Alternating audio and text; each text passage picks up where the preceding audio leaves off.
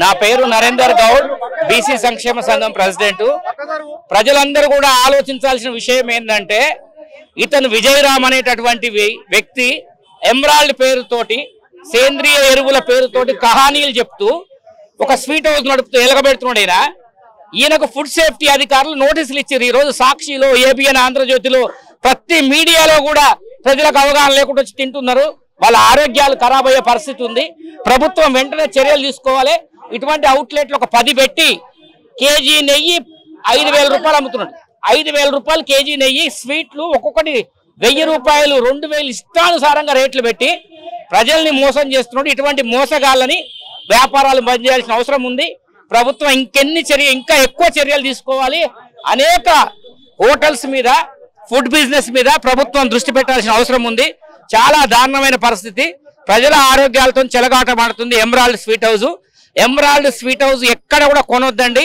ఈ emerald sweet house ప్రజలకు అవగాహన లేక ఎక్కువ విదేశాలకు పంపిస్తున్నారు ప్యాకింగ్ చేసి. అది అత్యధిక రేట్లతో విదేశాలకు పంపుతున్నారు. ఎంత బిజినెస్ అంటే ఇది మోసకారి బిజినెస్. దీని ఓనరు ఒక జనపనార బ్యాగ్ వేసుకొని, ముతక బట్టలు వేసుకొని, ఆయన పెద్ద శుద్ధపూస లెక్క ప్రవచనాలు చెప్తూ గొప్ప గొప్పగా మాట్లాడుతూ ఈ అత్యధిక రేట్లకు సీట్లు అమ్ముకునేటటువంటి ఒక వ్యాపారం ఇది, దొంగ వ్యాపారము.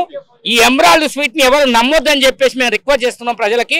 ఎంత దారుణమైన విషయం అంటే, వీళ్ళ కిచెన్ ని ఫుడ్ సేఫ్టీ అధికారులు చేస్తే, అధికారులు తనిఖీ చేస్తే ఆ కిచెన్ మొత్తం గలీజ్గా ఉంది. ఆ కిచెన్ లో కల్తీ నూనెలు, సచ్చిన ఎలకలు, పందికొక్కులు, ఇదేంటి లోపలికి రాణిస్తున్నారు.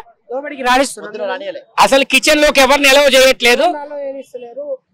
సేఫ్టీ అధికారులు లేదు, ఫుడ్ సేఫ్టీ మీడియాని కూడా ఎలవ్ చేయట్లేదు. చూడండి, ఫుడ్ సేఫ్టీ అధికారులు వాళ్ళు లోపలికి పోయి వాళ్ళు తనిఖీ చేసిన తర్వాత ఇచ్చినటువంటి రిపోర్ట్ ఇది. నేను చెప్పేది మీకు కావాలంటే మీరు నెట్ లో కూడా చూసుకోవచ్చు. ఫుడ్ సేఫ్టీ అధికారులు ఈరోజు సాక్షి పేపర్ లో వచ్చింది, ఏబిఎన్ ఆంధ్రజ్యోతిలో వచ్చింది, ఆ తర్వాత ఎన్టీవీలో వచ్చింది, ప్రతి టీవీలో వస్తుంది, ప్రతి సాక్షి పేపర్ లో వస్తుంది, ప్రతి పేపర్ లో వస్తుంది. ఇటువంటి స్వీట్ హౌజుల్ని, ఇటువంటి ఫుడ్ సెంటర్లని ఖచ్చితంగా మూసేయాల్సిన అవసరం ఉంది. ప్రభుత్వం చర్యలు తీసుకుంటుంది. అన్ని ఫుడ్ మీద ఇప్పుడు కాంగ్రెస్ గవర్నమెంట్ వచ్చిన తర్వాత చాలా పకడ్బందీగా చేస్తుంది.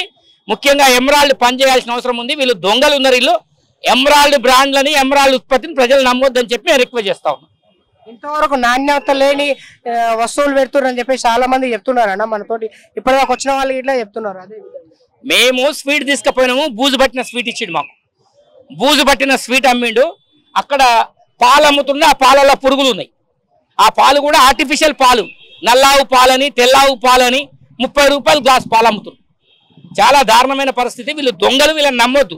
ఈ పాలకూర కట్టలు, తోటకూర కట్టలు అన్ని కూడా అక్కడ ఆర్గానిక్ పేరు చెప్పి తీసుకుపోయి రైతు బజార్లు తీసుకొచ్చి ఇక్కడ అత్యధిక రేట్లకు అమ్ముతుంటారు. ఆర్గానిక్ తయారు చేయడానికి మీకు తెలుసు కదా, మీరు విలేజ్ నుంచి వచ్చారని చెప్పేసి అనుకుంటున్నా. ఆర్గానిక్ తయారు చేయాలంటే మనం పండించే భూమిలో ఎన్ని సంవత్సరాలు, అది ఏం విష పదార్థాలు కలపకుండా, మనం ఏం కెమికల్స్ వాడకుండా ఎన్ని సంవత్సరాలు ఉండాలి? దాదాపు 12 సంవత్సరాల పాటు ఆ భూమిని సేంద్రియ ఎరువులతోటి పండించిన తర్వాతనే దాన్ని ఆర్గానిక్ అంటారు. ఇప్పటి వరకు మనము చాలా పెస్టిసైడ్స్ కొట్టిన తర్వాత అది ఆర్గానిక్ అనిపించుకోదు. ఒక పంటని చేసిన తర్వాత ఒక 12 ఏళ్ళు దాదాపుగా ఆ భూమిలో వేరే పంటలు పండించి, అది కూడా పెస్టిసైడ్స్ కొట్టకుండా సేంద్రియ ఎరువులు, ఆవు పెంట, గొర్రె పెంటతోటి పండించిన తర్వాతనే దాన్ని ఆర్గానిక్ అంటారు. వీళ్ళకి ఎక్కడనో మాకు 40 ఎకరాలు ఉంది, 30 ఎకరాలు ఉంది అంటే అక్కడ అసలు పోయి చూస్తే పంటే లేదు.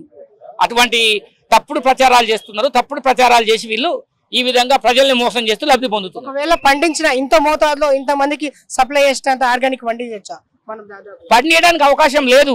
ఇప్పుడు వీళ్ళకి అన్ని ఆవులు ఉన్నాయా? లేవు. వీళ్ళకి అన్ని ఆవులు లేవు. వీళ్ళకంత మెకానిజం లేదు. అయినా ఇన్ని పాలు, ఇవన్నీ ఎట్లా చేస్తున్నారు? ఆ పాలు కెమికల్తో తయారు చేస్తున్నారు అని చెప్పేసి ఫుడ్ సేఫ్టీ అధికారులు కదండి అథెంటిక్ గా ఇచ్చారు కదా, మేము చెప్పేది కాదు కదా. దాని మీద క్వశ్చన్ చేయొద్దు అంటారు. క్వశ్చన్ చేస్తే ఇక్కడ రౌడీలను పెడతారు. రౌడీలను పెట్టి చేసే బిజినెస్ అది. ఇక్కడ రౌడీలను పెట్టుకుంటారు, దురుసుగానే ప్రవర్తిస్తారు సార్. లోపలికి ప్రవర్తిస్తారు, రౌడీలను పెట్టుకుంటారు. ఇక్కడ అంతా బీహార్ గ్యాంగ్ ని పెట్టుకొని, బీహార్ గ్యాంగ్ ని, ఉత్తరప్రదేశ్ గ్యాంగ్ ని పెట్టుకొని, ఎవరికి తెలుగు రాదు, అంతా హిందీ వాళ్ళు ఇతర రాష్ట్రాల నుంచి తీసుకొచ్చి కస్టమర్ల మీద బెదిరింపులు, దాడులకు పాల్పడుతున్నారు అన్న క్వశ్చన్ చేస్తే. అటువంటి పరిస్థితి ఉంది ఎమరాల్డ్ లో. ప్రజలారా అందరూ గుర్తించాల్సిన అవసరం ఉంది. నేను ఆంధ్రప్రభ ద్వారా మీ అందరికి విజ్ఞప్తి చేస్తున్నా. ఇది ఒక్కటే కాదన్న, అన్ని హోటళ్లు మొత్తము ఇప్పుడున్న ప్రజలు హైదరాబాద్ లోనే ఎక్కడున్న ప్రజలతోటి ఆరోగ్యంతో చెలగాట మారుతున్నాయని ఖచ్చితంగా నేను చెప్తున్నాను. ఇప్పుడు ఆరోగ్యంతో చెలగాటం ఆడుతుంది. ఇప్పుడు కాంగ్రెస్ గవర్నమెంట్ వచ్చిన తర్వాత మంత్రి దామోదర్ రాజనరసింహ గారు మొన్న కూడా రివ్యూ మీటింగ్ చేసిర్రు. కల్తీ ఎవడు చేసినా మన సంగతి చెప్తానని ఆయన చాలా గొప్పగా మాట్లాడి రాజనరసింహ గారి దృష్టికి కూడా రేపు మేము రిప్రజెంటేషన్ చేస్తాం దీని మీద. ఈ ఎమరాల్డ్ మొత్తం మూపించే వరకు ఊకోం. ఎందుకంటే తనేమో విజయరావేమో మేము ఆర్గానిక్ అంటాడు, ఉత్పత్తులు అంటాడు, పర్యావరణం అంటాడు. అతనే పర్యావరణానికి నష్టం చేసే విధంగా ప్రవర్తిస్తున్నాడు. పర్యావరణానికి ఎవడు నష్టం చేస్తున్నాడో వాడే పర్యావరణం గురించి గొప్పగా మాట్లాడుతున్నాడు. విజయరావు పర్యావరణం గురించి చాలా గొప్ప ఉపన్యాసాలు ఇస్తాడు, పెద్ద పెద్ద టీవీలలో ఇస్తాడు. అది కాదు కదా కావాల్సింది. నువ్వు ఆచరణలో ఉన్న మాత్రమే ఆచరణలో లేడటను. అతను ఆచరణలో లేకుండా ప్రజలందరికీ ఉపన్యాసాలు ఇచ్చుకుంటా వాడు ఇష్టం వచ్చినట్టు చేస్తున్నాడు. కాబట్టి ఈ విజయరావు అంటూ నమ్మొద్దు, పెద్ద దొంగ ఉన్నాడు. వీడి ఉపన్యాసాలు కూడా వినొద్దు. వీడికి అర్హత లేదు. వీడు మొత్తం కల్తీ ఫుడ్, కెమికల్ ఫుడ్ పెడుతున్నాడు దీంట్లో.